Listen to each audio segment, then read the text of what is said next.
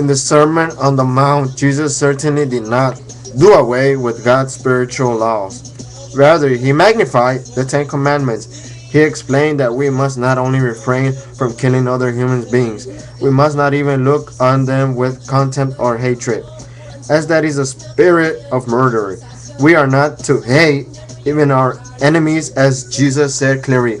But I say to you, love your enemies, bless those who curse you, do good to those who hate you, and pray for those who spitefully use you and persecute you. We are never to commit adultery, but as Jesus clearly said, you have heard that it is said to those of old, you shall not commit adultery. But I say to you that whoever looks at a woman to lust for her has already committed adultery with her in his heart.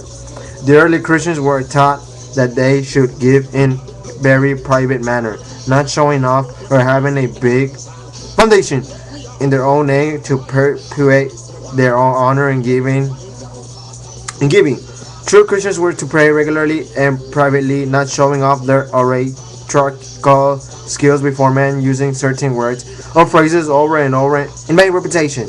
And true Christians certainly would fast regularly, following biblical examples of doing without food and water in order to humble the self and get closer to the invisible God, as Jesus did, Moses did, and the apostles Paul did.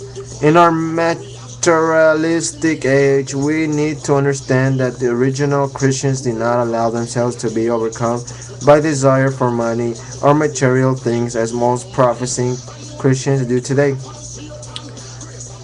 As Jesus later warned his followers,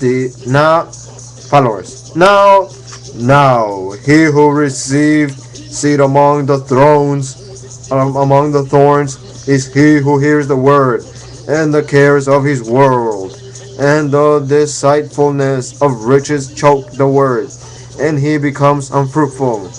Rather, as the book of Acts explains, now the multitude of those who believe will were of one heart and one soul. Neither did anyone say that any of these things he is opposed to his own, but they had all things in common.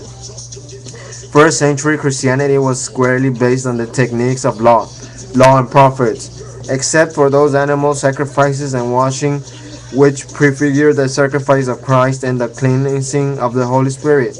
These sacrifices and washings were made absolute, but the spiritual laws of God were never done away. Rather, as Jesus' beloved disciple John was inspired to write, here is the patience of the saints. Here are those who keep the commandments of God and on faith of Jesus.